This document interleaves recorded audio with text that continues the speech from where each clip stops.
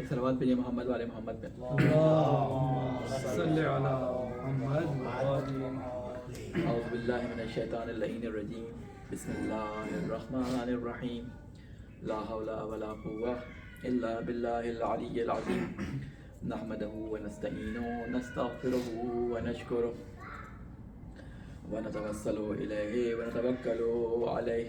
نصلی ونسلم علی خیرته فی خلقه حافظ سرہ ومبلغ رسالاتہ سیدنا و نبینا ابی القاسم محمد اللہم صلی علی محمد وعلی اہل بیتہ الطیبین الطاہرین المعصومین سیما بقیۃ اللہ فی الارضین. قال اللہ تعالی فی کتابہ المبین وقولہ الحق. اعوذ باللہ من الشیطان اللعین الرجیم. يا أيها الذين آمنوا قوا أنفسكم وأهليكم نارا وقودها الناس والحجارة عليها ملائكة غلاظ شداد لا يعصون الله ما أمرهم ويفعلون ما يؤمرون. صدق الله العلي العظيم. صلوات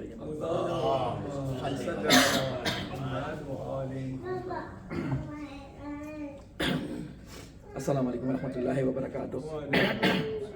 سب سے پہلے میں اپنے آپ کو اور آپ تمام مومنین کو اور سننے والوں کو تقوی الہی کی وصیت اور نصیحت کرتا ہوں، اور اللہ تعالیٰ سے یہ دعا کرتا ہوں کہ ہماری زندگی میں وہ تمام اعمال جو ہم انجام دیتے ہیں ان تمام اعمال کو تقوی الہی کے مطابق انجام دینے کی ہم سب کو توفیق عطا فرمائے.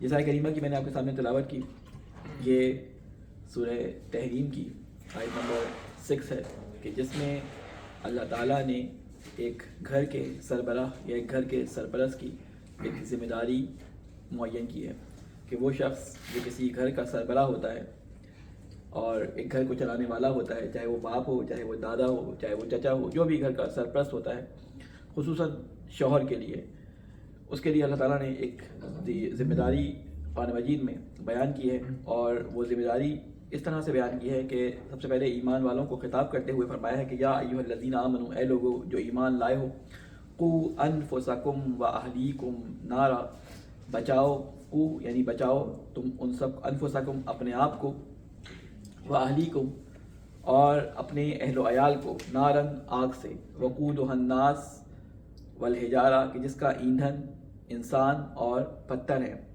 ملائکۃ غلاظ شداد لا یعصون اللہ ما امرہم ویفعلون ما یؤمرون، اور اس پر فرشتے، سخت دل فرشتے، قوی ہیکل مقرر ہیں، وہ اللہ کی نافرمانی نہیں کرتے، جو وہ انہیں حکم دے اور وہی کرتے ہیں جو انہیں حکم دیا جاتا ہے. ایک سوال ہے جب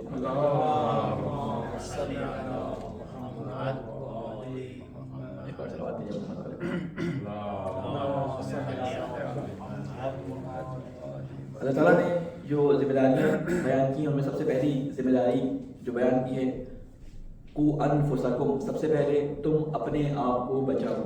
یعنی انسان جب ایک معاشرے کے اندر، معاشرے کی تشکیل میں اللہ تعالیٰ کا مددگار بنتا ہے اور اللہ تعالیٰ کی مدد کے طور پر وہ ایک خانوادہ، ایک خاندان تشکیل دیتا ہے، اور یہ خاندان میاں اور بیوی کے جو ہے وہ باہمی رشتے سے وجود میں آتا ہے. اس رشتے کو اللہ تعالیٰ نے تمام جو اپنے احکام ہیں ان میں ایک بنیادی حیثیت دی ہے. السلام علیکم. کیونکہ ایک معاشرے کی تشکیل میں ایک سالم اور ایک صحیح اور ایک ہیلدی خانوادے کی بڑی اہمیت ہے، کیونکہ جو معاشرہ تشکیل پانا ہوتا ہے، اگر یہ خاندان اچھی سوچ، اچھی فکر، اچھے طریقے سے اپنے گھر کو لے کے چلنے والا ہوگا تو اس کے نتیجے میں آنے والے اس گھر میں جو بچے یا اولاد ہوگی وہ ایک درست اور ایک نیک اور ایک صالح معاشرے کو تشکیل دیں گے. لہٰذا اللہ تعالیٰ نے سب سے پہلے جو حکم دیا ہے اس میں کچھ پہلو جو ہیں وہ پوشیدہ ہیں، کیونکہ اللہ تعالیٰ نے پہلے یہ حکم نہیں دیا کہ اپنے خاندان کو جو ہے وہ بچاؤ آگ سے، بلکہ سب سے پہلے حکم دیا ہے کہ اپنے آپ کو جو ہے وہ آگ سے بچاؤ. انفسکم، تم اپنے نفسوں کو آگ سے بچاؤ. یہ اس بات کی طرف اشارہ ہے کہ شادی سے پہلے انسان کی کچھ ذمہ داریاں ہیں. اللہ تعالیٰ نے ہر انسان، ایک ہر جوان کو، چاہے وہ خاتون ہو چاہے وہ مرد ہو، اس کو یہ ذمہ داری دی ہے کہ تم اس سسٹم کا حصہ بننے جا رہے ہو کہ جس سسٹم کو اللہ تعالیٰ نے ایک معاشرے کی تشکیل کے لیے جو ہے وہ رائج کیا ہے اس سسٹم کے اندر تم نے شامل ہونا ہے، اس سسٹم کو بہترین اور اچھے طریقے سے چلانے کے لیے تمہیں اپنی تربیت کرنی ہے۔ لہٰذا کہا جاتا ہے کہ اولاد کی تربیت کے لیے سب سے پہلا مرحلہ یہ ہے کہ جب تم ہمسر اپنے اسپاؤس کا انتخاب کرو تو تم اس وقت سے اپنے اولاد کی تربیت کو نظر میں رکھو کہ تم اگر اپنے اولاد کی اچھی تربیت کرنا چاہتے ہو تو تمہیں کس قسم کا مرد یا تم کس قسم کی خاتون جو ہے وہ چاہیے ہوگی جو تمہاری تربیت کے اندر، تمہاری نسل کی تربیت کے اندر جو ہے بہترین کردار ادا کر سکتا ہے یا کر سکتی ہیں۔ لہٰذا دونوں طرف اسلام نے احادیث کے اندر بہت سارے ائمہ علیہ السلام کی طرف سے، رسول خدا کی طرف سے ہمیں اشارات ملتے ہیں کہ ہمسر کے انتخاب، ہمسر جب میں کہتا ہوں جہاں کیونکہ قرآن مجید میں لفظ زوج آتا ہے، ہم جب لفظ زوج دیکھتے ہیں ہم سمجھتے ہیں اس سے مراد بیویاں ہیں۔ زوج کہتے ہیں اسپاؤس کو، یعنی مردوں کے لیے بیویاں اور بیویوں کے لیے مرد، دونوں کو یہ تاکید فرمائی ہے کہ جب تم ایک دوسرے سے رشتے کے لیے جاؤ تو کس قسم کے تمہارے کرائٹیریاز ہونے چاہیے، اور روایات میں وہ کرائٹیریا کہ لڑکی کے انتخاب کے وقت کیا کرائٹیریا ہونا چاہیے، اس کے حسن کو، اس کے جمال کے ساتھ ساتھ اس کے دین کو، اس کے اخلاق کو، اس کے خاندان کو، یہ تمام چیزیں، اس کے عادات کو، ان تمام چیزوں کو دیکھنے کی ہمیں مختلف جگہوں پہ تاکیدات ملتی ہیں۔ اسی طرح مرد کے لیے ہمیں ملتا ہے کہ جب مرد کو پسند کرنا ہو کسی خاندان والوں نے تو سب سے پہلے اس کی دینداری دیکھے، اس کے بعد اس کا خاندان دیکھے، اس کے جو ہے وسائل دیکھے۔ دولت یا مال کا ذکر سب سے آخر میں ہمیں کہیں ملتا بھی ہے تو ملتا ہے، اور یہ روایات میں کثرت سے اس بات کی تاکید آئی ہے کہ جو شخص کسی خاتون سے اس کی خوبصورتی کی وجہ سے شادی کرتا ہے، بعد میں ضروری نہیں کہ وہ اس اپنی جیسے کہتے ہیں کہ اپنے انتخاب کے اوپر خوشحال بھی رہے، کیونکہ خوبصورتی ہمیشہ رہنے والی چیز نہیں ہے۔ انسان کسی چیز خوبصورت چیز سے جو ہے وہ خوبصورتی دیکھ کر انتخاب کر لے، لیکن بعد میں وہ ضروری نہیں کہ وہ اخلاق کے لحاظ سے اور دوسرے لحاظ سے اس کے خاندان کی تشکیل میں مددگار ثابت ہو۔ لہٰذا خوبصورتی کو دوسرے یا تیسرے نمبر پہ رکھا گیا، حسن و جمال رکھا گیا لیکن اس کو دوسرے یا تیسرے نمبر پہ رکھا گیا۔ سب سے پہلے دونوں جگہ پہ دینداری کو معیار رکھا گیا۔ اسی طرح جب لڑکی کو دیکھا جاتا ہے تو یہ دیکھا جاتا ہے کہ اس کے پاس مال و دولت یا اس کا حسن وہ دیکھا نہیں جاتا، بلکہ لڑکے کے اندر شرافت اور دینداری دیکھی جاتی ہے۔ آج کل افسوس کے ساتھ اگر ہم کہیں تو آج کل ہمارے یہاں جو کرائٹیریا بن گیا ہے وہ اسلامی اور جسے کہتے ہیں کہ اخلاقی لحاظ سے جو کرائٹیریا اسلام نے بیان کیا ہے اس سے بالکل اپوزٹ ہے۔ میں اس کو بڑے آسان الفاظ میں بعض دفعہ بیان کرتا ہوں تو لوگ ناراض بھی ہو جاتے ہیں کہ اگر آج کے دور میں امام علی جیسی شخصیت کا رشتہ ہماری بیٹی کے لیے ہے یا ابوذر جیسے آدمی کا رشتہ ہماری بیٹی کے لیے ہے تو ہم پہلی فرصت میں اس کو سن کر ہی انکار کر دیں گے، کیونکہ ہمارے ہاں جو کرائٹیریا اپنی بیٹی کے لیے ہم نے چنا ہے وہ اسلامی کرائٹیریا نہیں ہے۔ ہم جو چیز دیکھتے ہیں وہ کچھ اور چیزیں دیکھتے ہیں۔ رسول خدا یا ائمہ علیہ السلام جو اپنے بچوں کے لیے دیکھتے تھے وہ کچھ اور چیزیں دیکھتے تھے۔ تو ہمارے جسے کہتے ہیں کہ معیارات ہمارے رواج کے اندر، ہمارے ذہنوں کے اندر وہ کرائٹیریا تبدیل کر دیے گئے۔ یہ بار بار جو قرآن مجید کی آیات اور روایات کے ذریعے تاکید کی جاتی ہے خانوادے اور تربیت کے لیے، وہ اسی لیے کی جاتی ہے کہ ان کرائٹیریاز کو دوبارہ پلٹانا ہوگا۔ ٹھیک ہے وہ اس زمانے میں رہتے تھے، اس زمانے کے معیارات کچھ اور تھے، آج کے زمانے کے معیارات کچھ اور تھے، لیکن اصل جو مقصد تھا وہ کبھی بھی تبدیل نہیں ہوگا، یعنی معیار دینداری ہوگی۔ اگر آپ کا شوہر دیندار ہوگا، آپ کی بیوی دیندار ہوگی تو وہ کم از کم آپ کے بچوں کی تربیت میں اس دین کو ملوز خاطر رکھے گی۔ اگر وہ دینداری موجود نہ ہو تو یہ بچے کسی بھی طریقے سے پروان چڑھ سکتے ہیں، اس کی ہم کوئی گارنٹی نہیں رہ سکتی۔ اللہ تعالیٰ نے فرمایا کہ سب سے پہلے اپنے آپ کو بچاؤ، اپنے آپ کو بچانے کے لیے کیا ہے کہ اللہ تعالیٰ کا تقوی اختیار کرو، اللہ تعالیٰ کے اوامر اور نواہی کا خیال رکھو کہ کہاں پہ اللہ تعالیٰ نے کسی چیز کا حکم دیا ہے ان چیزوں کو انجام دو، کسی سے بچنے کے لیے کہا ہے ان چیزوں کو جو ہے وہ ترک کر دو۔ پھر اس کے بعد فرمایا کہ اگر تم نے یہ کام نہیں کیا تو اللہ تعالیٰ نے وہاں پہ، ہم اردو زبان میں، کراچی کی زبان میں کہتے ہیں تڑی لگائی ہے، دوسری زبان میں کہتے ہیں دھمکی دی ہے، ٹھیک ہے، کہ اللہ تعالیٰ نے دھمکی دی ہے کہ اگر جو شخص یہ کام نہیں کرتا، جو اپنے آپ کو اور اپنے گھر والوں کو اپنے نہیں بچاتا آگ سے، تو اس کا ٹھکانہ ان پتھروں اور ان جیسے کہتے ہیں ان لوگوں کے ساتھ ہے کہ جو دوزخ کا ایندھن بننے والے ہیں۔ یعنی یہ ذمہ داری ہے۔ بعض دفعہ بعض ماں باپ جو ہیں وہ اپنے بچوں کو آج کل کے زمانے میں نصیحت کرتے ہوئے ڈرتے ہیں یا کہتے ہیں کہ بھائی اب تو دور وہ نہیں ہے کہ ہم ان کو بار بار کسی چیز کی تاکید کریں۔ بلوغ سے پہلے بچہ باپ اور ماں کی ذمہ داری ہوتا ہے۔ یہ جو شروع کے 7 سال یا 5 سال ہیں، جس زمانے میں 12 سال کا بچہ جب تک نہیں ہوتا، 12 سال تک اس کا وہ کیا کہتے ہیں پری فرنٹل کارٹیکس کہلاتا ہے، جو یہاں پہ اس کے بنتا ہے دماغ کا اگلا حصہ جو ہوتا ہے، یہ جب تک نہیں بنتا بچہ اس وقت تک اوبے کر رہا ہوتا ہے، اس وقت تک کاپی کر رہا ہوتا ہے اپنے ماں باپ کو، اس میں ابھی تک ڈیسیجن پاور نہیں آتی، اس میں ابھی تک وہ ساری کوالٹیز نہیں ہوتی کہ جس کی وجہ سے وہ ضد کر کے اپنی ہی بات کو کسی دوسرے کی بات پہ حاوی کرنے کی کوشش کرے. تو اس وقت تک بچے کی تربیت کی جاتی ہے. یعنی بلوغ سے پہلے پہلے اللہ تعالیٰ نے ماں باپ کو یہ تاکید کی ہے کہ ان کو بجائے اس کے کہ بول کر سکھاؤ، ان کو کر کر سکھاؤ. بڑا یعنی اس میں اخلاقی جو علماء ہیں، روحانی اور عرفانی فیلڈ کے اندر جو علماء ہیں، اس میں بڑے طولانی قسم کے ان کے اندر داستانیں اور واقعات اور جیسے کہتے ہیں عبرت پانے والے قصے موجود ہیں کہ عام روزمرہ کی زندگی میں ہمارے سامنے ہمارے گھروں میں ہونے والے حالات جو ہے اس کے اندر بیان کیے گئے. اس کا بھی یہاں وقت نہیں ہے. لیکن بہرحال نیک اولاد کی تربیت کے لیے اللہ تعالیٰ نے اتنی تاکید کی ہے کہ قرآن مجید میں 2 یا 3 جگہ پہ نیک اولاد کے لیے دعا کرنے کے لیے اللہ تعالیٰ نے بیان کیا، اور بلکہ اس بات کو بھی بیان کر دیا گیا کہ کس نے کس طرح سے اپنی اولاد کے لیے دعا کی. حضرت یحییٰ کے بارے میں حضرت زکریا کی دعا بیان کی گئی ہے. حضرت زکریا نے یہ دعا کیوں کی تھی؟ حضرت زکریا بڑی ایج کو پہنچ چکے تھے، پیرے مرد تھے، 80-90 سال سے ان کی عمر بڑھ چکی تھی. لیکن جب انہوں نے حضرت مریم سلام اللہ علیہا کو دیکھا، ان کی کفالت میں تھی حضرت مریم، اور جب وہ دیکھتے کہ اتنی پاکیزہ اور طاہرہ بچی پروان چڑھی ہے اور ان کے ماں باپ نے کس طرح سے اس بچی کو پروان چڑھایا ہے کہ اس نے اپنے آپ کو وقف کر دیا، اور پھر وہ حضرت مریم کے پاس وہ سارے کھانے اور وہ روحانی غذائیں دیکھتے تھے اور اللہ تعالیٰ کی برکتیں ان پہ دیکھتے تھے، تو ان کے دل میں بھی حسرت ہوئی کہ کاش ان کی بھی کوئی اولاد ہوتی، کاش ان کی بھی کوئی اولاد ہوتی. تو اللہ تعالیٰ نے ان کی اس حسرت کو کہ نیک اولاد کی تمنا جو ہے وہ انبیاء کی خواہش ہوتی تھی، اس حسرت کو قرآن مجید میں ذکر کر دیا. اور قرآن مجید میں فرمایا ہنالک دعا زکریا ربہ قال رب ہب لی من لدنک ذریۃ طیبۃ انک سمیع الدعاء، کہ زکریا نے اپنے رب سے اس موقع پہ دعا کی. کون سا موقع تھا؟ یہ سورہ مریم کے اندر تفصیل سے ذکر ہے کہ حضرت مریم کے پاس حضرت زکریا آئے، ان کے پاس کچھ تازہ پھل دیکھے تو انہوں نے کہا یہ پھل تمہارے پاس کہاں سے آئے؟ یہ تو موسم کے پھل بھی نہیں ہے. تو کہا یہ میرے پروردگار کی طرف سے آئے ہیں. اور جب حضرت مریم کو دیکھتے تھے عبادت میں اور اس میں، تو انہوں نے اللہ تعالیٰ سے جانے کے بعد یہ دعا کی. تو اللہ تعالیٰ نے یہ دعا کو اس کو ذکر کر دیا، اے میرے پروردگار مجھے خاص اپنے پاس سے پاکیزہ اولاد عطا فرما. یہ ماں باپ کے لیے جسے کہتے ہیں کہ یہ ایک اس کے اندر راز یعنی ایک حکم پوشیدہ ہے. حضرت زکریا کی دعا کو ذکر کرنے کا یہاں پہ کیا یعنی وجہ ہو سکتی تھی؟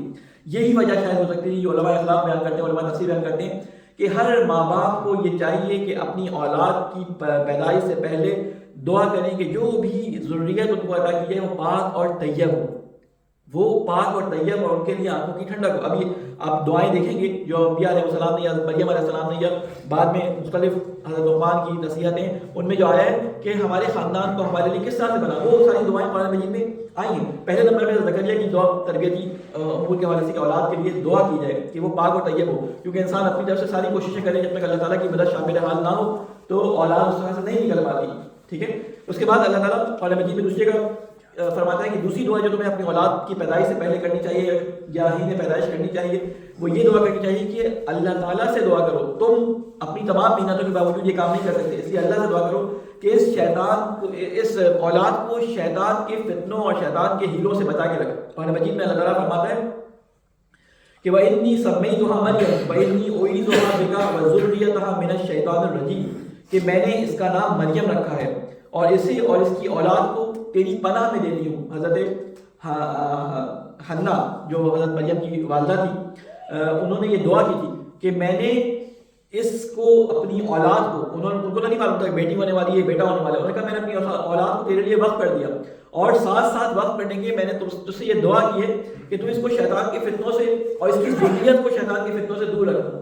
آپ انبیاء علیہ السلام کی دعاؤں میں دیکھیں، حضرت ابراہیم نے جو دعا کی تھی کہ میری ذریت کے اندر، یعنی ہر انسان کو جو ذی شعور ہوتا ہے، جو نیک ہوتا ہے، جو اللہ تعالیٰ کے قریب ہوتا ہے، وہ چاہتا ہے کہ جو نیکی اللہ تعالیٰ کی طرف سے مجھے ملی ہے وہ میری اولاد اور میری ذریت میں بھی آئے. ہر شخص جس کے پاس کوئی اچھی چیز ہوتی ہے وہ چاہتے ہیں کہ یہ میری ذریت میں جائے. آپ دیکھیں ڈاکٹرز ہوتے ہیں، جو انجینئرز ہوتے ہیں، وہ یا جو بھی جس فیلڈ میں ماہر ہوتا ہے اور جو اس فیلڈ کو اچھا سمجھتا ہے وہ کوشش کرتا ہے کہ اس کی اولاد میں وہ چیز آئے اور اس کے بچے بھی اسی فیلڈ میں جائیں. اگر وہ اس کو بہتر سمجھتا ہے جبھی اس کو اولاد کو اس فیلڈ میں ڈالتا ہے. تو اللہ تعالیٰ سے یہ دعا کس نے کی؟ حضرت مریم علیہ السلام کی والدہ نے کی، اس کو شیطان کی شر سے بچانا. دوسری چیز جو ہمیں قرآن مجید میں سکھائی گئی کہ اولاد کے لیے انسان دعا کرے کہ اللہ تعالیٰ اس کو شیطان کے فتنوں، شیطان کے وسوسوں، شیطان کی شر سے بچا. کیونکہ معاشرے میں ہر وقت شیطان جو ہے اپنے پورے جسے کہتے ہیں کہ رامائیوں کے ساتھ اس وقت کے حالات کے لحاظ سے، السلام علیکم، اس وقت کے حالات کے لحاظ سے نہ صرف جوانوں پہ، نہ صرف خواتین پہ، نہ صرف مردوں پہ، بلکہ بچوں پہ بھی اسی طرح حملہ آور ہوتا ہے. گو کہ بچوں کی پکڑ ان کی بلوغ سے پہلے نہیں ہوتی، ان کاموں پہ ان کو سزا نہیں دی جاتی کیونکہ اس وقت وہ تربیتی مراحل کے اندر ہوتے ہیں. لیکن اللہ تعالیٰ نے کہا کہ تم مجھ سے دعا کرو تاکہ میں ان کو تمہارے بچوں کو شیطانوں کی جسے کہتے ہیں کہ چالوں سے اور شیطانوں کے وسوسوں سے بچاؤں.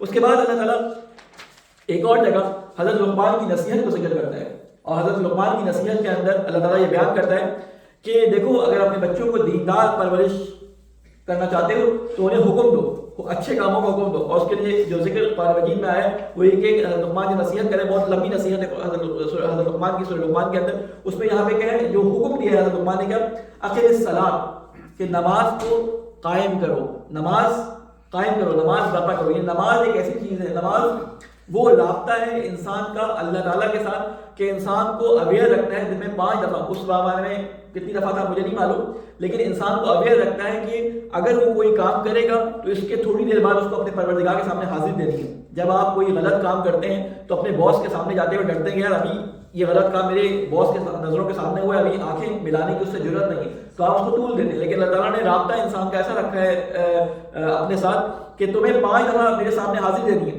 لہٰذا ہمیشہ اپنے ذہن میں اویئر رہو کہ تم جو بھی کام کر رہے ہو, جو بھی کام کر رہے ہو اس کام کے بعد تمہیں میرے سامنے حاضر ہونا ہے. تمہاری حالت شرمندگی والی ہے, یہ تمہاری حالت خوشحالی والی ہے. اگر تم نیک کام کر کے آؤ گے تو میرے سامنے شکرانے کے طور پہ جو ہے وہ دعا کرو گے. اگر میرے سامنے تم گناہ کر کے آؤ گے تو کوئی بات نہیں, تم آؤ لیکن توبہ کی اور شرمسار ہو گیا ہو میرے ساتھ. تو اللہ تعالیٰ نے یہ رابطہ انسان کا ہمیشہ سے اپنے ساتھ برقرار رکھنے کے لیے کہا ہے. حضرت لقمان کی یہ دعا ہمیں ملتی ہے کہ اقیم الصلاۃ کہ اپنی اولاد کو حکم دیا کہ نماز کو قائم کرو. نماز ایک ایسی چیز ہے جو اللہ تعالیٰ سے رابطے کی وجہ سے انسان کو بہت ساری چیزوں سے دور رکھتی ہے. 5ویں یا 4تھی چیز یہ کہ بعض دفعہ انسان اپنی طرف سے پوری کوشش کرتا ہے, انسان اپنی طرف سے پوری کوشش کرتا ہے. یہ سارے سینیریو اللہ تعالیٰ نے مختلف جگہوں پہ قرآن مجید میں پھیلا رکھے, میں نے کچھ کا انتخاب کیا آپ کے لیے بیان کرنے کے لیے کہ ایک چیز انسان اپنی طرف سے پوری کوشش کرتا ہے, انسان دعا بھی کرتا ہے, شیطان سے بچنے کی دعا بھی کرتا ہے, اپنی اولاد کی جسے کہتے ہیں نیکی کے لیے دعا کرتے ہیں, ان کو نماز کا بھی حکم دیتا ہے, لیکن آخر میں اولاد اس طرح کی نہیں نکل پاتی. ہمیں اپنی ذمہ داری ادا کرنی ہے. اولاد بعد میں کس طرح جاتی ہے اس کا سوال اگر آپ کی ذمہ داری پوری ہے تو اس کا سوال آپ سے نہیں ہونا. قرآن مجید میں اللہ تعالیٰ نے اس سینیریو کو کہاں ذکر کیا ہے, کسی کے ذہن میں ہے؟ حضرت نوح کے بارے میں ذکر کیا کہ جب حضرت نوح علیہ السلام کشتی میں سوار ہوئے اور کشتی میں سوار ہونے کے بعد موجیں آئیں اور جہاز جو ہے وہ کشتی کے اوپر پانی کے اوپر جو ہے وہ کشتی اٹھنا شروع ہوئی, تو حضرت نوح کا بیٹا پہاڑ پہ چڑھ گیا, اور پہاڑ پہ چڑھنے کے بعد جب وہ دور تھا تو حضرت نوح نے اس کو آواز دی. کیا آواز دی؟ ارکب معنا, سوار ہو جاؤ ہمارے ساتھ. تو جب وہ سوار نہیں ہوا, وہ سارا کنورسیشن قرآن مجید کی نقل کی گئی ہے. تو اللہ تعالیٰ نے کیا کہا جب وہ نہیں آیا, تو اللہ تعالیٰ نے کہا کہ اے نوح وہ آپ کے اہل میں سے نہیں ہے. تو اہل میں ہونے کا مقصد ضروری نہیں ہے کہ وہ صلب سے ہی پیدا ہوا ہو. بہت سارے انبیاء کی اولادوں میں ایسے ناخلف اولادیں بھی نکلی ہیں کہ جو انہی کے صلب سے پیدا ہوئی لیکن ناخلف نکلی. قابیل حضرت آدم علیہ السلام کا بیٹا تھا لیکن اپنے بھائی کو قتل کیا اور نامراد ہو گیا.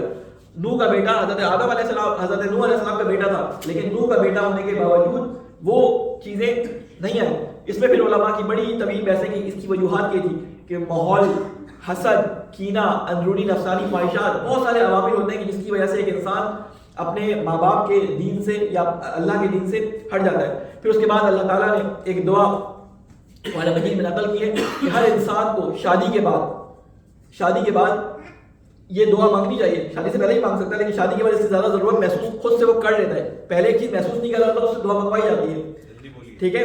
اور شادی کے بعد یہ دعا محسوس کرتا ہے انسان, وہ کیا ہے؟ ربنا حب لنا من ازواجنا وذریاتنا قرۃ اعین واجعلنا للمتقین اماما.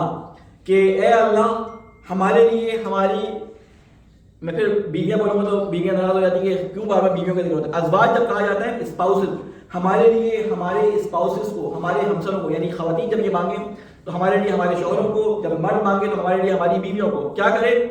آنکھوں کی ٹھنڈک بنا دے, آنکھوں کی ٹھنڈک بنا دے. یہ دعا کیوں پڑھنی پڑتی ہے؟ آنکھوں کی ٹھنڈک تو ہوتی ہے, بیویوں سے شادی کی اس لیے جاتی ہے کہ آنکھوں کی ٹھنڈک بنے. لیکن جو مقصد اللہ تعالیٰ نے قرآن مجید میں شادی کا بیان کیا تھا کہ یہ تمہاری آنکھوں کی ٹھنڈک ہونی چاہیے ایک دوسرے کے لیے, یہ ایک دوسرے کے سکون کا باعث ہونا چاہیے. اگر کسی شادی میں انسان ایک دوسرے کے لیے سکون کا باعث نہ ہو, آنکھوں کی ٹھنڈک نہ ہو, تو اس شادی کا پرپس پورا نہیں ہوتا. بہت سارے جسے کہتے ہیں کہ بڑے بڑے نام ہیں, بڑے بڑے, سقراط کے بارے میں مشہور ہے کہ سقراط کی جو بیوی تھی اس کا نام بھی نام تھا اس کا. کہتے ہیں کہ وہ اتنا زیادہ سقراط کو ہر وقت ڈانٹتی مارتی, حتیٰ کہ اس کو بیزت کرنے میں کوئی کسر نہیں چھوڑتی تھی. سقراط جیسا بڑا آدمی, بہت سارے علماء ہیں, بہت سارے انبیاء ہیں جن کی بیویوں نے ان کو بہت اذیت کی, یا جن کے شوہروں نے, حضرت آسیہ کی مثال ہے, جن کے شوہروں نے ان کو بہت اذیت کی. قرآن مجید نے ان کو ذکر بھی کر دیا, قرآن مجید نے بعض کو ذکر بھی کر دیا. تو کیا ہوا, کرتی کیا تھی کہ ایک دفعہ سقراط جو ہے وہ اپنی کلاس کے اندر اپنے جسے کہتے ہیں اسٹوڈنٹس کو درس دے رہا تھا. اپنے گھر کے باہر ایک چبوترا تھا, اس پہ آ کے بیٹھتا تھا اور وہاں سے بیٹھ کر اپنی درس دیا کرتا تھا. اسی کا جو باغ تھا باہر, اس کو اکادمی جو نام بنا ہے, اکادمی کو سقراط کو اس باغ کا نام, سقراط یا ارسطو کسی کا ایک باغ کا نام تھا جس کو اکادمی کہا گیا تھا, آج اسے اکیڈمی بن گیا. تو وہ وہاں پہ درس دے رہا تھا, اس نے گرم پانی بھر کے سقراط کے سر پہ ڈال دیا. اب سقراط نے بڑی صبر کے ساتھ جو ہے وہ درس کو جاری رکھا, اور جاری رکھنے کے بعد میں پوچھا تو کہا کہ میں 3 چیزیں جو تھی میرے لیے دنیا میں بہت مشکل تھی, ان 3 چیزوں میں سے 2 پہ میں نے قابو پا لیا, لیکن تیسری چیز جو ہے میرے قابو سے باہر ہے. اور وہ ایک چیز تھی معیشت. اپنی غربت کو میں نے اپنی معیشت کے ذریعے قابو میں پا لیا. دوسری چیز تھی وہ جہالت, اس کو میں نے اپنے علم اور اپنی فکر اور اپنے تدبر کے ذریعے قابو میں پا لیا. لیکن تیسری چیز ہے میری بیوی, اس کو میں قابو پہ نہیں کر سکا, اس لیے اس جگہ پہ بہتر ہے کہ میں سکوت اختیار کروں. یہ سقراط کا قول ہے, کئی جگہوں پہ آپ اس کو مل بھی جائے گا, بلکہ میں نے 1-2 دن پہلے اپنے دوست کو بھیجا بھی تھا, تو اس نے کہا کہ آج کل حالات کیسے چل رہے ہیں, تو ایک سلام دینے کو موقع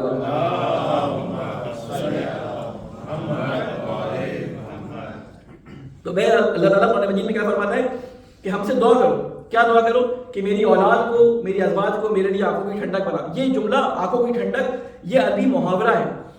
ہم سمجھ لیتے ہیں آنکھوں کی ٹھنڈک میں آنکھوں کو ٹھنڈا کرنا. آنکھوں کو ٹھنڈا کرنا یہ عرب استعمال کرتے تھے ایسی جگہ پر کہ جب وہ صحراؤں میں جاتے تھے تو ریت کے طوفان آتے تھے, تو ریت کے طوفان میں وہ تمام اپنے چہرے کو, جسم کو ڈھانپ سکتے تھے, لیکن آنکھوں کو ڈھانپ نہیں سکتے تھے. آنکھیں کھلی نہ ہو تو نظر نہ آئے. تو آنکھیں جب کھلی ہوتی تھی تو ریت کے ذرات جاتے تھے جو ان کی آنکھوں کو جلا دیتے تھے. اس سے بچنے کے لیے وہ تھوڑی دیر کے لیے جو ہے وہ غاروں میں بنا لیتے تھے یا ان کے پیچھے بنا لیتے تھے تاکہ آنکھیں ٹھنڈی ہو جائیں اور وہ دوبارہ سفر کر سکیں.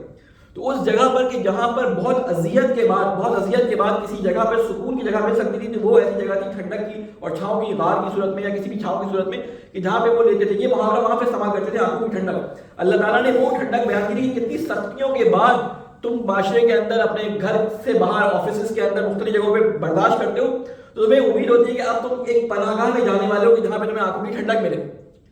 تو وہ آنکھوں کی ٹھنڈک اگر نہ ملے گھر میں بھی, اور انسان اس چکر میں کہ گھر میں جائے گا اور اس کے حالات اور مزید خراب ہو جائیں گے, وہ گھر سے باہر ہے, تو وہ اس شادی کا اس کا فائدہ نہیں رہتا. اس کے اثرات عموماً دیکھے گئے ہیں کہ اس کے اثرات میاں بیوی پہ کم, اولاد پہ زیادہ پڑتے ہیں. اور یہ ایک منفی سوچ رکھنے والا معاشرہ جو ہے وہ جنم پاتا ہے, اور اس کے نتیجے میں آپ معاشرے کے اندر جو پھیلے ہوئے جرم اور پھیلے ہوئے انارکی اور مختلف چیزیں جو دیکھ رہے ہیں وہ اسی وجہ سے. یہ یقیناً گھروں کے اندر کچھ نہ کچھ اس طرح کی بات ہوتی ہے جس کی وجہ سے معاشرے کے اندر اس طرح کے افراد آتے ہیں. چھٹی چیز جو میں بیان کرنے کے لیے کیا آیا تھا وہ یہ کہ ہم اس دنیا سے فارغ ہونے کے بعد چلے گئے جنت میں یا جہنم میں یا ایک جگہ پہ بیٹھے برزخ کے اندر, وہاں پر ایک دوسرے سے گفتگو ہو رہی ہے.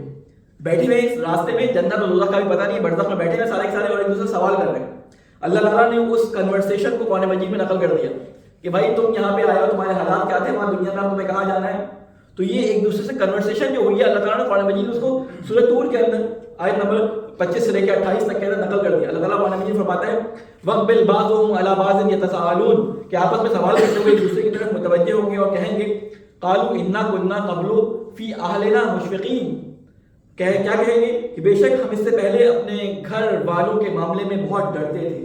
اللہ تعالیٰ نے جو حکم دیا تھا تمہیں قُوا أَنفُسَكُمْ وَأَهْلِيكُمْ, کہ بچاؤ اپنے آپ کو اور اپنی اولاد کو آگ سے, تو کہتے تھے کہ ہم اپنی اولاد کے بارے میں بہت فکر کرتے تھے. وہ ہمیں بہت جھڑکتی تھی کہ کیا صبح آپ نماز کو اٹھا لگا رہتے ہیں, کیا ہر بات پہ آپ ہمیں پردے کا حکم دیتے رہتے ہیں, کیا ہر بات پہ آپ ہمیں جو ہے وہ داڑھی رکھنے کا حکم دیتے رہتے ہیں, کیا ہر بات پہ آپ ہمیں جھوٹ نہ بولنے کے بارے میں کہتے رہتے ہیں, کیا آپ ہمیں تاکید کرتے ہیں. ہم بڑے ہو گئے. یہ اللہ تعالیٰ نے ڈیوٹی لگائی ہے, چاہے وہ کچھ بھی کہتے رہے, ہماری ڈیوٹی ہے اس کام کو ان تک پہنچانا. بعض دفعہ کہتے ہیں قطرہ قطرہ پڑھتے پڑھتے انسان کے اوپر اثر ہو جاتا ہے, کیونکہ ابھی جو انسان 40 سال سے اوپر چلا جاتا ہے اس کی سوچ اور جو 40 سال سے نیچے ہوتا ہے اس کی سوچ میں زمین و آسمان کا فرق ہوتا ہے. اس کی سوچ میں زمین و آسمان کا فرق ہوتا ہے. جو ڈھلکتی ہوئی عمر میں ہوتا ہے وہ زندگی کے تجربات سے فائدہ اٹھا چکا ہوتا ہے, اور جو عمر کو اپنے طے کر کے جوانی کی شباب میں ہوتا ہے, جو اپنی جوانی کے دور میں ہوتا ہے, وہ ان چیزوں کو درک نہیں کر پاتا. اور یہ اللہ تعالیٰ نے فطرت کے اندر رکھا ہے, وہ درک کر نہیں سکتا. اس لیے ہم دیکھتے ہیں کہ علماء انبیاء، آئمہ، سب نے اپنے بچوں کو مختلف طریقوں سے نصیحتیں کی ہیں. اپنے جوان بچوں کو بوڑھے نبیوں نے، اپنے جوان بچوں کو بوڑھے جسے کہتے ہیں کہ اولیاء نے، اپنے جوان بچوں کو بوڑھے باپوں نے نصیحت کی ہے. اور قرآن مجید نے ان بعض نصیحتوں کو نقل کیا ہے، بعض نصیحتوں کو نقل کیا ہے، بعض نصیحتوں کو احادیث کے اندر نقل کیا گیا ہے. میں انشاءاللہ دوسرے خطبے میں کوشش کروں گا کہ ان میں سے ایک نصیحت آپ کے سامنے بیان کروں. ایک سوال ہے محمد والے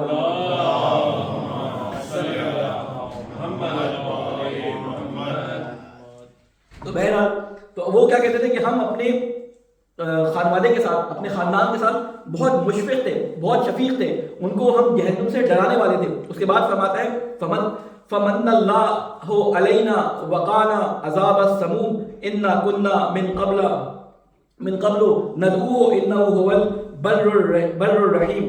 فرماتے ہیں اللہ تعالیٰ تو اللہ نے ہم پر احسان کیا اور ہمیں جہنم کی سخت گرم ہوا سے بچا لیا. یہ ماں باپ کے لیے نصیحت ہے. وہ ماں باپ جو کہتے ہیں کہ بھائی اب تو یہ 15 سال ہو گیا، 14 سال کا ہو گیا، ہماری ذمہ داری نہیں ہے، یہ ان کے لیے ہے، یہ آپ کی ذمہ داری ہے. یہ یہاں پہ کہیں نہیں کہا گیا اپنے چھوٹے بچوں کو، کہا گیا قوا انفسکم واہلیکم. اہل کے اندر بچے ہمیشہ رہتے ہیں، آپ کے اہل بیت میں رہیں گے بچے، آپ کے اہل بیت میں ہی شامل ہوں گے. آپ کے اطراف کے اندر جتنے بھی اور خاندان والے ہوں وہ آپ سے سوال ان کے بارے میں شاید نہیں ہوگا، لیکن آپ کے بچوں کے بارے میں ہم سے سوال ہوگا. تو یہ کیا کہتے ہیں کہ ہم نے ان کے ساتھ اس وقت ان کی گرم اور ٹھنڈی باتیں سنی، ان کی جھڑکیاں سنی. بچوں کو بھی یہ بات میں احساس ہو جاتا ہے، لیکن کیا اللہ تعالیٰ نے اس کی وجہ سے ہمیں کیا کیا؟ جنت اور جہنم کی سخت گرم ہوا کے عذاب سے ہمیں بچا دیا. بے شک ہم نے اس سے پہلے دنیا میں اللہ کی عبادت کرتے تھے، بے شک وہی احسان فرمانے والا مہربان ہے. یہ قرآن مجید نے مکالمہ نقل کیا ہے ان لوگوں کا جو دعا بھی کرتے تھے. اللہ تعالیٰ ہمیں اپنے آپ کو اور اپنے اہل و عیال کو جو ہے وہ آگ سے بچانے کی توفیق عطا فرما. جو دعا کرتے تھے کہ ہمارے بچوں کو شیطان کے حلقوں سے بچا، جو دعا کرتے تھے کہ ہمارے بچوں کو جو ہے وہ ہماری لیے آنکھوں کی ٹھنڈک بنا، جو اللہ تعالیٰ کے صرف یہ کہتے تھے کہ اے اللہ ہمارے لیے اس دنیا کے اندر ہمارے خاندان کو باعث فتنہ نہ بنا، باعث فتنہ نہیں بنا، کیونکہ اللہ تعالیٰ نے قرآن مجید میں فرمایا کہ یہ اولاد اور یہ ازواج تمہارے لیے باعث فتنہ ہے، تمہاری آزمائش کے ذریعے، ان کے ذریعے تمہیں آزمایا بھی جاتا ہے. تو اللہ تعالیٰ نے اتنی زیادہ تاکید کی ہے کہ نہ اس کو چھوڑ سکتے ہیں اور نہ اس سے بہت زیادہ محبت کا اظہار اس طرح کر سکتے ہیں کہ اللہ کے احکامات کو پامال کر دیا جائے. اولاد کی محبت میں نہ اللہ کے احکامات کو پامال کیا جا سکتا ہے، نہ اولاد کی محبت میں اللہ کے احکامات کو چھوڑنے کی تاکید کی جا سکتی ہے. بعض ماں باپ کو میں نے دیکھا ہے اور وہ اتنے زیادہ مشفق ہو جاتے ہیں بچوں کے ساتھ کہ وہ کہتے ہیں کہ 9 سال کی ہوگی بیٹی روزہ نہیں رکھ سکتی. کوئی بات نہیں، نہ رکھے. اللہ تعالیٰ نے حکم دیا ہے کہ بلوغ کے بعد روزہ واجب ہے. اگر آپ کو اتنی محبت ہے تو اللہ تعالیٰ نے اس کا طریقہ کار بھی بتایا کہ اگر آپ کو اتنی محبت ہے اور آپ کی بچی اتنی کمزور ہے کہ وہ روزہ نہیں رکھ سکتی تو آپ اس کو اٹھا کے شہر سے باہر اتنی دور لے جائیں کہ جہاں پہ اس کا روزہ کھل جائے اور وہاں پہ اس کو تھوڑا سا کچھ کھلا کر دوبارہ لے آئیں. لیکن ایسی حالت میں بھی کھلانا پلانا نہیں ہے، ایسی حالت میں بھی انصاف کروانا ہے. بچی کو روزہ رکھوائیں یا بچے کو روزہ رکھوائیں، اگر اس کی طبیعت خراب ہونے لگے تو اللہ تعالیٰ نے راہ حل بھی بیان کیا کہ آپ اس کا روزہ کھلوا لیں، لیکن روزہ ضرور رکھوائیں. پہلے سے یہ کہہ کہ روزہ کھلوا نہیں سکتے. بہرحال بہت ساری باتیں ہم ہر بات اپنے آئمہ علیہ السلام کی جسے کہتے ہیں کہ سیرت سے دیکھتے ہیں. آپ کو معلوم ہے کہ بی بی زہرا کا ایک لقب ہانیہ بھی تھا، ہائے دھیمی کے ساتھ. ہانیہ لفظ آپ نے سنا ہوگا، ایک ہانیہ ہے دو چشمی ہے کے ساتھ آتا ہے، ایک ہانیہ بڑی ہے کے ساتھ آتا ہے. زہرا کا ایک لقب تھا ہانیہ. ہانیہ کے معنی ہوتے جو اپنے گھر والوں کی نسبت بہت زیادہ فکر مند اور مہربان ہو. ایسی خاتون جو اپنے گھر والوں اور اپنے بچوں کے ساتھ کے بارے میں بہت زیادہ فکر مند اور مہربان ہو. بی بی زہرا کا لقب تھا اور ہمیں بہت ساری جگہوں پہ کثرت سے ملتا ہے. انشاءاللہ دوسرے خطبے میں اس کو میں تفصیل سے بیان بھی کروں گا کہ کس طرح بی بی زہرا بچوں کے ساتھ اپنا وقت گزارا کرتی تھی، اپنا ٹائم بچوں کے لیے جسے کہتے ہیں کوالٹی ٹائم بچوں کو دیا کرتی تھی. اللہ تعالیٰ سے دعا ہے کہ اے اللہ تجھے واسطہ ہے محمد والے محمد کا، ہمیں اپنے گھر والوں کے لیے اور ہمارے گھر والوں کو ہمارے لیے آنکھوں کی ٹھنڈک بنا. اے اللہ تجھے واسطہ ہے محمد والے محمد کا، ہمارے گناہ کبیرہ اور صغیرہ کو معاف فرما. اے اللہ ہمارے ان گناہوں کو معاف فرما کہ جو گناہوں کی قبولیت میں مانے ہیں. اے اللہ تجھے واسطہ ہے محمد والے محمد کا، ہمارے بزرگان جو دنیا سے جا چکے ہیں ان کی قبروں پر اپنی رحمت نازل فرما. اے اللہ تجھے واسطہ ہے محمد والے محمد کا، دنیا میں جہاں جہاں ظلم و ستم مسلمانوں پہ ہو رہا ہے اس ظلم و ستم سے ان کو نجات عطا فرما. اے اللہ تجھے واسطہ ہے محمد والے محمد کا، ہمارے علماء کرام کا سایہ ہمارے سروں پہ قائم فرما. اے اللہ تجھے واسطہ ہے محمد والے محمد کا، ہمارے امام کی عبادت فرما، ہمیں ان کے ناصر و عوام میں شامل فرما. ربنا تقبل منا انك انت السميع العليم. بسم الله الرحمن الرحيم. انا اعطيناك الكوثر فصل لربك وانحر ان شانئك هو الابتر. اللهم صل على محمد وعلى محمد. اللهم صل على محمد وعلى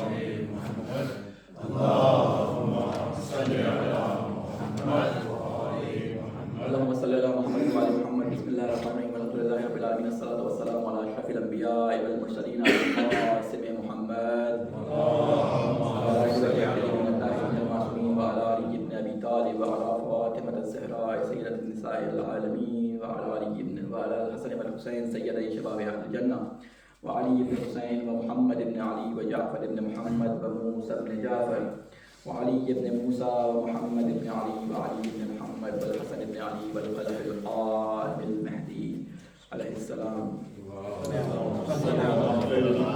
والمسلمين والمسلمات الأحياء والأموات بيننا وبينهم في الخيرات إنك مجيب الدعوات إنك على كل شيء قدير. صلوات الله. السلام علیکم ورحمۃ اللہ وبرکاتہ. سب سے پہلے میں اپنے آپ کو اور تمام سننے والوں مومنین اور مومنات کو تقوی الہی کی وصیت اور نصیحت کرتا ہوں. اللہ تعالیٰ نے قرآن مجید میں جگہ جگہ ہمیں اس چیز کی ہدایت فرمائی ہے کہ اگر تم کچھ بھی کرنا چاہتے ہو تو اس چیز میں تمہاری خلوص نیت کے ساتھ تقوی شرط ہے.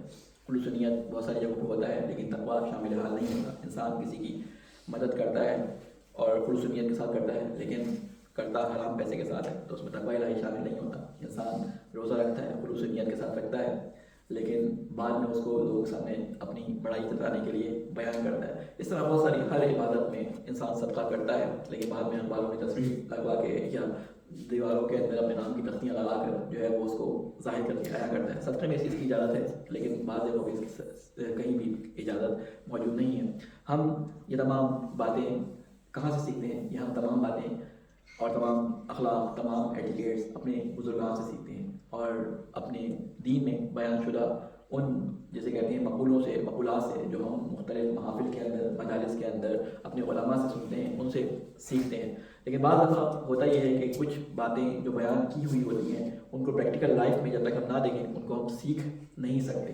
اور پریکٹیکل لائف میں ہم سب سے بہتر جس جگہ پہ اس چیزوں کو دیکھ سکتے ہیں وہ ہمارا اپنا گھر ہوتا ہے. ہم اپنے ماں باپ کو جن کاموں کو انجام دیتے ہوئے دیکھتے ہیں ان کاموں کو ہم انجام دیتے ہیں میں اپنی پرائیورٹیز میں رکھتے ہیں اور جن کاموں کو ہم نے کبھی اپنے ماں باپ کو انجام دیتے ہوئے دیکھا ہی نہیں ہوتا تو وہ کبھی بھی ہماری پرائیورٹیز کے اندر یا ہمارے جسے کہتے ہیں کہ اعمال کے اندر ظاہر ہو ہی نہیں سکتے. اگر ہو بھی جائے تو اس کے اندر وہ ڈیپتھ موجود نہیں ہوتی. ایک وہ باپ یا ماں جو خود سارا دن موبائل پہ بیٹھا رہے رات کو آفس سے آ کر یا آفس سے خاتون آ کر جو ہے وہ ہر وقت موبائل پہ موجود ہو اور اپنے بچے کو بولے کہ موبائل نہ اٹھاؤ تو وہ اس پہ بچے پہ اثر بات نہیں کرتے. یا وہ ماں باپ جو بچوں کو چپ کرانے کے لیے ہاتھ میں موبائل پکڑا دیتے ہیں اور کہتے ہیں کہ بچے جو ہے بس وہ کارٹون دیکھ کر اپنی گردن چھڑاتے ہیں کہ یہ کارٹون دیکھتے رہیں. تو ایسے بچے جب بڑے ہوتے ہیں اور ماں باپ ان کو جب کچھ کہتے ہیں تو یہ بچے ان کو ایسے تکتے رہتے ہیں. ماں باپ کہتے ہیں ہمارے بچے شکایت کرتے ہیں ہمارے بچے ہماری بات نہیں سنتے. وہ اسی لیے بات نہیں سنتے کہ ان کو بچپن سے اتنے کارٹون دکھائے گئے ہوتے ہیں کہ ان کو اپنے ماں باپ کی شکلیں ایسے موقع پہ کارٹون جیسی نظر آ رہی ہوتی ہیں. تو اس لیے وہ اپنے ماں باپ کو بھی کارٹون سمجھتے ہیں کیونکہ بچپن سے ان کی تربیت اس طریقے سے ہوئی ہوتی ہے.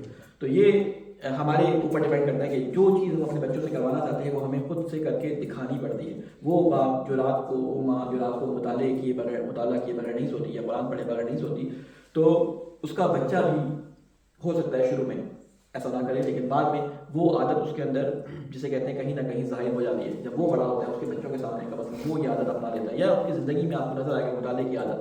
جس شخص کو مطالعے کی عادت ہوتی ہے وہ آہستہ آہستہ تفکر کے مراحل پہ گیا جاتا ہے. لیکن جس شخص کو مطالعے کی عادت نہیں ہوتی اور جو آج کل کے ماحول کے لحاظ سے بیان کروں جو صرف سوشل میڈیا کا ایڈکٹ ہوتا ہے اس کے پاس تفکر کا ٹائم ہی نہیں ہوتا. سوشل میڈیا نے انسان کو ایسا بنا دیا ہے کہ انسان کو فکر کرنے سے بالکل ہٹا دیا ہے.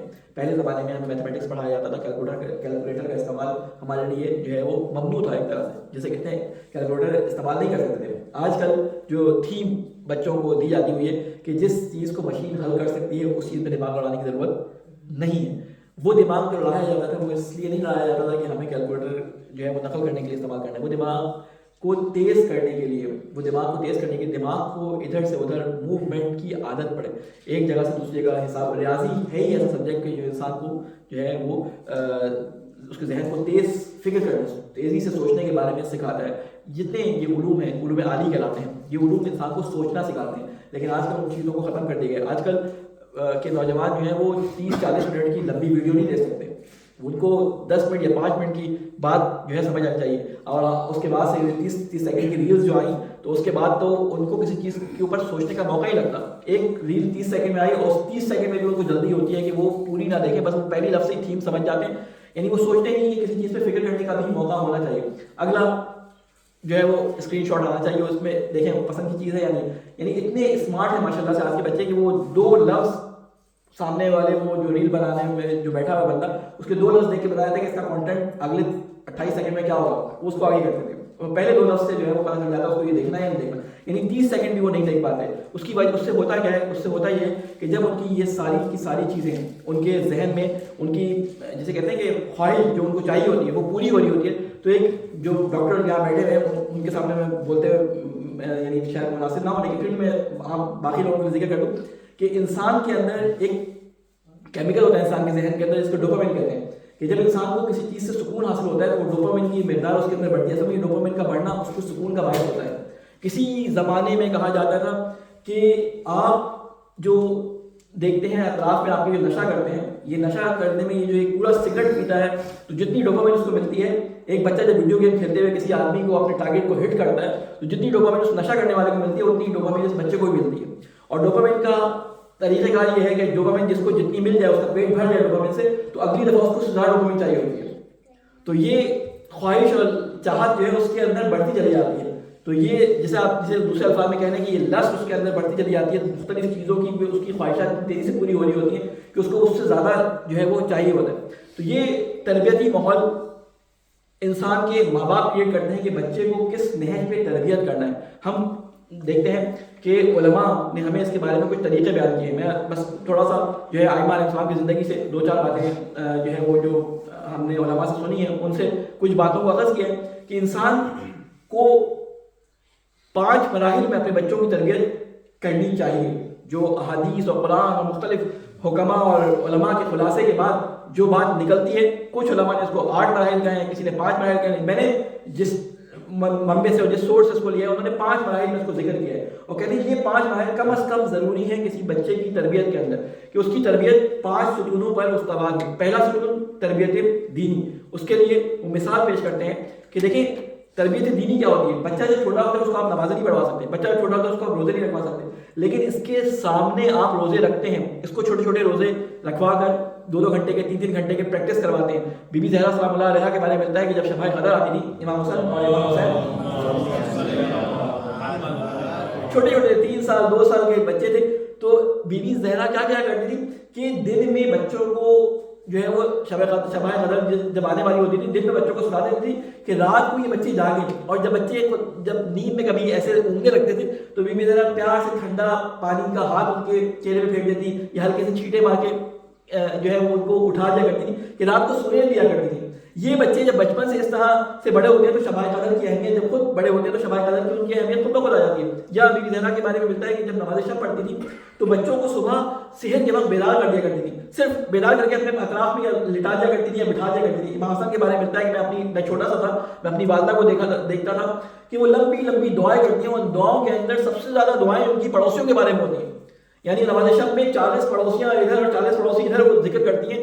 تو میں کبھی کبھی اپنے والدہ سے پوچھا کرتا تھا کہ آپ اپنے لیے دعا کیوں نہیں کرتی, تو خیر وہ جواب تو ٹکرا دیے کہ فرماتی نہیں کہ ہمارے اوپر ہمارے پڑوسیوں کا اتنا ہے.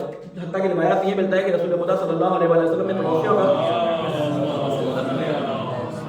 اتنا زیادہ حق رکھا ہے ہماری گردنوں پہ کہ بعض صحابہ کہتے ہیں کہ ہمیں ڈر تھا کہیں ایسا نہ ہو کہ پڑوسیوں کے بارے میں یہ حکم اللہ تعالیٰ کی طرف سے آ جائے کہ یہ تمہارے میراث کے اندر شامل ہے. یعنی اتنے زیادہ پڑوسیوں کے حقوق جو ہے وہ بیان کیے گئے ہیں. بہت ساری باتیں ہیں. اس کے علاوہ کہتے ہیں دوسری تربیت جو ان کو کرنی چاہیے دینی لحاظ تربیت کرنے کے بعد وہ تو سب کوشش کرتے ہیں. دوسری تربیت ان کو کرنی چاہیے عاطفی طور پہ بچوں کو جو ہے وہ پروان چڑھنا ہے. عاطفی کہتے ہیں کہ بچوں کو نرم خو, بچوں کو محبت کرنے والا, بچوں کو لوگوں کی کیئر کرنے والا بنانا. اور اس کے لیے خود بچوں کے ساتھ محبت سے پیش آنا ہوتا ہے. جس گھر میں لڑائیاں رہتی ہیں ماں باپ کے درمیان اور بچے ان لڑائیوں کو دیکھتے رہتے ہیں, ان بچوں کے اندر وہ سختی آ جاتی ہے کہ معاشرے میں کسی کے درد کو احساس نہیں کر سکتے.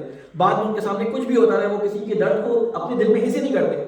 اس لیے کہا جاتا ہے کہ بچوں کے سامنے جو ہے وہ لڑائی اور اس طرح کے معاملات نہ کیے جائیں, بیڈ روم کے اندر کیے جائیں تاکہ بچے اس چیز سے نہ سیکھیں. بی بی زہرا سلام اللہ علیہا کے بارے میں ملتا ہے کہ جب بچے بیمار ہوتے تھے تو کیا کرتے تھے کہ بچوں کے لیے وہ روزے کی مدد مانگتے تھے. بچے بھی دیکھتے تھے کہ ہماری بیماری کے لیے ماں نے منت بھی مانی ہے تو روزے کی مدد مانی ہے. اور پھر ایک دفعہ کہتے ہیں کہ امام حسن اور امام حسین علیہ السلام ایک جگہ گم ہو گئے, کھیلتے کھیلتے کہیں چلے گئے بنی نجار کے محلے میں, اور نہیں ہے. اب بی بی زہرا پریشان ہیں, ادھر سے ادھر جا رہی ہیں, اب جاتی ہیں مسجد کی طرف, واپس آ جاتی ہیں. ابھی نماز ہو رہی ہے, خطبہ ہو رہا ہے, پتہ نہیں رسول خدا مصروف ہے, امام علی وہاں مسجد کے اندر مصروف ہے.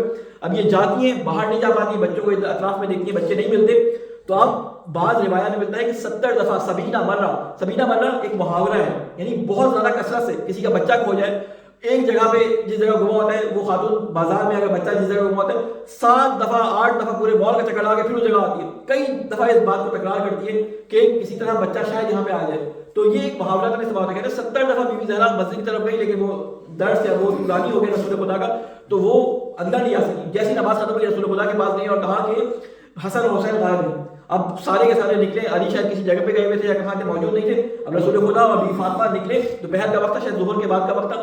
تو دیکھا بنی نجار کے ایک محلے میں کہیں پہ مٹی میں کھیلتے کھیلتے بچے وہیں سو گئے تھے. اب یہ نہیں کیا کہ بچہ مل گیا تو ڈانٹ کے ایک دم سے اٹھا کے لے آئے. جب دیکھا کہ دونوں بچے سو رہے ہیں تو رسول خدا اور بی بی فاطمہ دونوں کھڑے ہو گئے کہ دھوپ ان بچوں پہ نہ پڑے. جب یہ بچے بیدار ہوئے تو بچوں کو گود میں اٹھایا, ان کا بوسہ لیا, ان کو گدھے میں بٹھایا. رسول خدا ان کو لے کے مسجد میں سب پریشان ہو گئے کہ کہاں ہے. تو جب انہوں نے دیکھا تو کہا کہ دیکھ لو, امام حسن علیہ السلام کی طرف اشارہ کر کہتے ہیں دیکھ لو یہ میرا بیٹا حسن ہے, پہچان لو اس کو, تعریف ہو اس کو پہچان لو. حاضر وہیں پہ فرمایا تھا یہ جو ہے وہ میرا بیٹا سردار ہے, یہ میرا بیٹا سردار ہے. اور خلق میں سب سے زیادہ مجھ سے شبہ کرتا ہے. وہ پوری ایک طویل حدیث ہے, میں نے ایک جگہ مجلس میں پڑھی ہوئی, ابھی میرے ذہن میں پوری نہیں ہے. تو اس طرح بچوں کو محبت سے عاطفی طور پہ بچوں کو اتنا زیادہ پروان چڑھاتے ہیں کہ بچہ محبت کرنے والا نکلتا ہے, بچہ لوگوں کی کیئر کرنے والا نکلتا ہے. اور اسی طرح بچوں کو مخاطب کرنے کا طریقہ کہ بچوں کو بلایا کس طرح جائے. بی فاطمہ ہی کی زندگی سے ایک مثال دے کے بس بات کو میں ختم کروں, میری بات اڑانی ہوگی کہ ایک دفعہ امام حسین علیہ السلام گم ہو گئے. 3 سال کے تھے امام حسین. امام حسن ان سے 6 مہینے 8-7 مہینے بڑے تھے خالی. اب بی بی فاطمہ دیکھ رہی ہے کہ حسین نہیں ہے, حسن سو رہے ہیں گھر میں. حسن کو اٹھانے کے لیے بی فاطمہ کی ہمت نہیں پڑی کہ اٹھاؤں, کہوں بھائی کو ڈھونڈ کے. تو اب اٹھانے کے لیے پیار سے آتی ہیں اور کہتی کیا ہے. اب جملے میں نے وہ لکھے ہیں بی فاطمہ کے, وہ بڑے یعنی اب جملہ لکھی تھی محبت کا جملہ ہے. وہ کہتے ہیں قم یا بہجت قلبی, اٹھ جاؤ میری, جسے کہتے ہیں میرے دل کے سکون, اٹھ جاؤ, ٹھیک ہے. و نور عینی, اور میری آنکھوں کے نور, اٹھ جاؤ. و وطلب اخاکا, اور اپنے بھائی کو ڈھونڈ کر لے کے آؤ. وَأَخَاكَ الْحُسَيْنَ فَإِنَّ قَلْبِي يَحْتَرِقُ, میرا دل اس کی دوری سے جل رہا ہے. آپ بی بی زہرا کا جملہ دیکھیں کہ میری آنکھ کی ٹھنڈک, میرے دل کے سکون, اٹھ جاؤ, تمہارا بھائی نہیں مل رہا, اس کو ڈھونڈ کے لے کے آؤ, میرا دل اس کی وجہ سے جل رہا ہے. اب بچے سے جب اس طرح مخاطب ہوں گے تو یہ بچہ کتنا احترام والا ہوگا. بچوں کو آپ سے مخاطب کریں, بچوں کو دور دراز سے مخاطب نہ کریں. بچوں کو ان کی شخصیت کو اگر ہم احترام دیں گے تو وہ بچے آگے دنیا میں احترام اور ادب کا نمونہ نکلیں گے. اگر ہم ان کو جھڑکیں گے, ان کو برا بھلا کہیں گے, ہم نے دیکھا ہے بعض مائیں بددعائیں دیتی ہیں اپنے بچوں کو, اور کہتی ہیں بس اللہ سے دعا ہے بس تو زندہ رہ جائے بس والی. یعنی اس حد تک مائیں اپنی بچوں کو بعض دفعہ بددعائیں دے دیتی ہیں. لیکن اللہ تعالیٰ ان ائمہ, ان خانوادہ اہل بیت کے ذریعے میں کیا سکھا رہا ہے کہ بچوں کی تربیت کس طرح کرنی ہے. یہ تربیت کا عنوان کافی طویل ہے. میرا ارادہ یہ تھا کہ میں اس تربیت کے عنوان کو کچھ دنوں بیان کروں تاکہ معاشرے کے اندر نہ صرف ہم جو یہاں سننے والے ہیں, میں خود, ہم سب, اور جو لوگ اس کو سنتے ہیں, بہت سارے لوگ مجھے فیڈ بیک بھیجتے ہیں, ان کو یہ طریقہ کار معلوم ہو, کیونکہ یہ باتیں عموماً کم بیان ہوتی ہیں. اللہ تعالیٰ سے ہم دعا کرتے ہیں کہ اے اللہ 2 چیزیں رہ گئی ہیں یہاں پہ, میں انشاءاللہ اس کو اگلی دفعہ بیان کروں گا. میں نے تربیت کے عنوان سے آپ کو 2 چیزیں بیان کر دی ہیں, ایک دینی تربیت اور ایک عاطفی تربیت. 3 تربیت کے حصے رہ گئے, ایک ہوتی ہے اجتماعی تربیت, اور ایک علمی تربیت, اور ایک سیاسی تربیت. انشاءاللہ اگلی دفعہ کوشش کروں گا کہ ان 3 چیزوں کو بعد میں بیان کروں. اللہ تعالیٰ سے یہ دعا ہے, اے اللہ مجھے واسطہ ہے محمد علیہ محمد کا ہمارے گناہ کبیرہ اور صغیرہ کو معاف فرما. اے اللہ ہمیں اپنے اولادوں کی صحیح تربیت کرنے کی توفیق عطا فرما. اے اللہ اگر ہماری اولادیں بڑی ہو گئی ہیں تو ہمارے اپنے نواسے نواسیوں پوتے بچوں کی تربیت صحیح کرنے کی جو ہے وہ توفیق عطا فرما. اے اللہ مجھے واسطہ ہے محمد علیہ محمد کا ہمارے گھروں میں اس طرح کا انتظام فرما کہ ہم اپنے بچوں کی تربیت رسول خدا کی طرز پہ کر سکیں. اس طرح رسول خدا یہ امام علی, امام حسن اور امام حسین علیہ السلام تربیت یافتہ پڑے ہوئے تھے, ہم اپنے بچوں کو انہی کی سیرت کرتے ہیں, انہی کی طرح بڑا کرنے کی توفیق عطا فرما. اے اللہ ہمارے علماء کرام کا سایہ ہمارے سروں پہ قائم فرما. اے اللہ جو مظلوم دنیا میں ظلم کا شکار ہے ان کو ظلم سے نجات عطا فرما. اے اللہ تجھے واسطہ ہے محمد والے محمد کا ہمارے امام کی حفاظت فرما, ہمیں ان کے ناصر اعوان میں شامل فرما. ربنا تقبل منا انك انت السميع العليم برحمتك يا ارحم الراحمين. بسم الله الرحمن الرحيم. قل هو الله احد الله الصمد لم يلد ولم يولد ولم يكن له كفوا احد. اللهم صل على